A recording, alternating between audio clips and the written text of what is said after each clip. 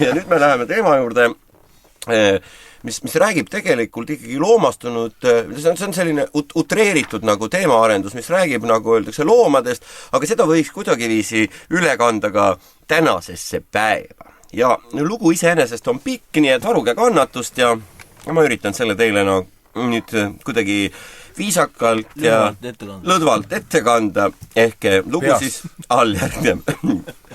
Võt niimoodi, et karu oli hoolimatu, lampjalgne ja räpane, samas aga ei olnud metsast temast heasüdamlikumat looma. Aga teised märkasid vaid tema välimust, mille peale karu väga solvus. Ta püüdis teisi loomi ja peksis neid jalgadega. Sellepärast ülejäänud teda ei armastanudki. Ehkki ta oli väga heasüdamlik, armastas ta julmi nalju. Nende naljade eest hakkasid loomad teda veel rohkem vihkama ja peksid. Jah, raske on ilmas elada headel ja lõbusatel. Hunt oli jällegi hoolimatu ja julm ja räpane.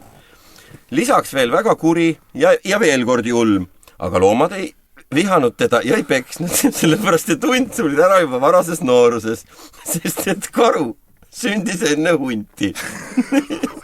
Ja nüüd siit moraal, et headus võidab alati kurjuse. Jänes oli kuri ja julm ja räpane ja veel oli ta arg. Sigadusi ei teinud ta kunagi, sest et kartis. Aga talle anti sellegi poolest peksa, sest et kurjust peab alati karistatud saama. Ka rähn oli kuri ja julm. Ta ei peksnud loomi, sest tal polnud käsi. Sellepärast elas ta oma kurjuse välja puude kallal. Teda ei pekstud, sest et ei ulatatud. Ükskord muljus langev puude surnuks. Räägitakse, et see oli puu kättemaks. Peale seda ei julgenud loomad enam kuu aega puude vastu kuseda.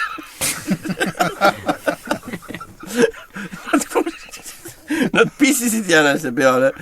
Jänes külmetas, jäi haigeks ja suri ära. Kõigil oli selge, et sellises jamas oli süüdi rähn. Aga teda ei puututud, sest ei saadud murdunud puualt kätte. Ja vahel jääb kurjus ilma karistuseta. Mutt oli väike ja pime. Ta ei olnud kuri. Ta ei olnud kuri. Ta tegi lihtsalt hästi oma tööd. Tema selle puualust Vaitasid. Oota, mida ta nüüd tegi? Tema selle puualuse ära õõnestaski. Ja puu kukkus rähnile peale. Siis ei ole võimalik. Ma kohe kogunen. Sellest ei saanud keegi teada ja sellepärast ei antud talle peksa. Talle anti üldse arva tappa. Tihedamini lihtsalt hirmutati. Aga teda oli väga raske hirmutada, sest ta oli ju pime ja ta ei näinud, et teda püüti hirmutada. Kui teda ei õnnestunud hirmutada, siis muutusid loomad väga kurvaks ja andsid karule peksa. Sest neil oli nii väga kurb olla. Ühe korra tahtis ka karu mutt hirmutada. Aga mutt ei ehmunud, sest karu oli ta ära tapnud. Mida see karu oli? Karu oli muti ära tapnud. Ma nutan juba kogemata, sest karu ütles, et ta tegi nalja. Halb, kui vahel nalju ei mõisteta. Rebane oli väga kaval. Ta võis vabalt keda tahes üle kavaldada, kui see õnnestus. Siis talle peksa ei antud, aga vahel talle vedanud ja talle anti peksa.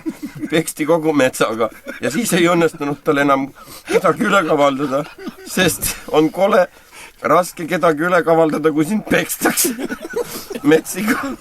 Metsiga oli suur ja tugev ja hirmus. Kõik kartsid teda ja teda peksti ainult kogu metsarahvaga või lihtsalt loobiti kividega.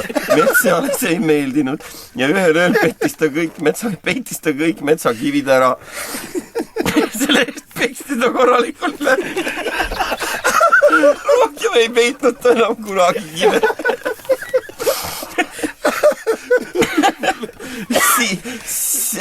Siil oli, ma ütlesin sinu teema nüüd, Siil oli pisike jookaline, ta torkis ta ei olnud kuri, vaid lihtsalt torkis. Sellepärast peksti teda ainult kõhtu, Siilile see ei meeldinud ja ta ajas ennast kiilaks. Siis hakati teda peksma nagu kõiki teisi.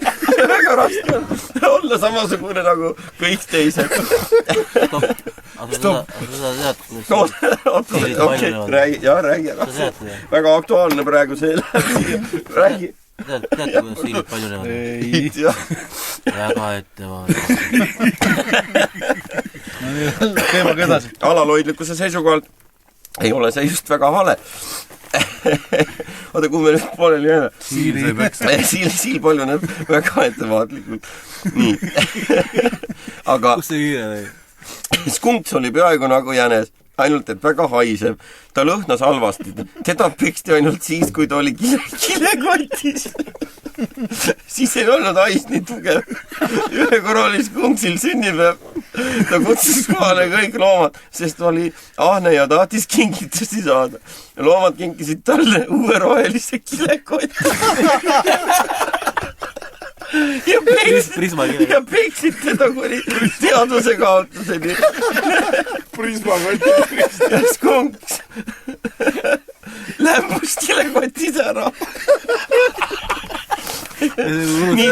Nii ta maetigi kilekotis väga kauges metsas, sest et surnud Skunks haiseb veel tugevamini. Pärast olid väga kauge metsaelanikud ja andsid kõigile korraliku keretäie, sest neile ei meeldinud surnud Skunksile ja naabritega on vaja hästi läbi saada. Hamster oli väga ahne ja rikas. Kui ta vaid oleks oma rikkusi jaganud, siis poleks teda nii kõvasti pekstud, aga ta oli ahne. Sellepärast peksti teda kõvasti ja ta pidi ikka oma rikkusi jagama ja ta nuttis kibedalt ja ka rikkad nutavad. Võt see on praegu oluline informatsioon, ma loodan, et kallis plaadikuulaja kirjutas selle endale kõrvale, et kui te kohe kõik ära ei anna, siis te nutate. Aga nii, nüüd me jõuame selles mõttes resümeeni, et Lõvi oli loomade kuningas. Ta valitses metsa. Valitsejad ei olnud kombeks peksta. See oli seadus, aga loomadel oli puhui.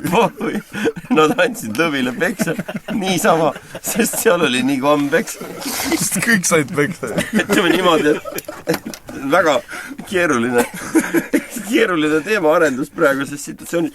Põhimõtteliselt, aga me ei ole nüüd nagu mingisugused prohvetid, aga tahtsime sellega nagu märku anda, et mis nagu tulekul on. Muuseas, ja kui me oleme selles mõttes niisugune eurokeskselt täna on ju, siis tegelikkuses on saabumas traagika ikkagi meie õuele ka, sellepärast, et vaata, siin jälle üks päev käis lehest läbi teema, eks ju, et kõik, kes on külvanud mutantmaisi, eks, peavad oma põllud üles kündma. Täielik jama. Aga kujutage endale ette, mis loomadest saab. Taas kord, ütleme, oleme siis nagu selles mõttes niisugused loomakaitsed, et kujutage niisugune olukord, et me kõik oleme harjunud normaalsetes vahekordades olema ja sellest nagu isegi ei mitte loomadega, vaid sellest isegi selles mõttes nagu öeldakse teatud positiivseid emotsioone korjama, eks. Aga kujutage nüüd endale ette näiteks, et olukord, kui näiteks lehm saab nagu kunstlikult viljastatud ja tema tahaks ju ka nagu hellust, eks ju. Juhtunud siis kord selline lugu, et läinud see seemendaja teinud oma töö ära,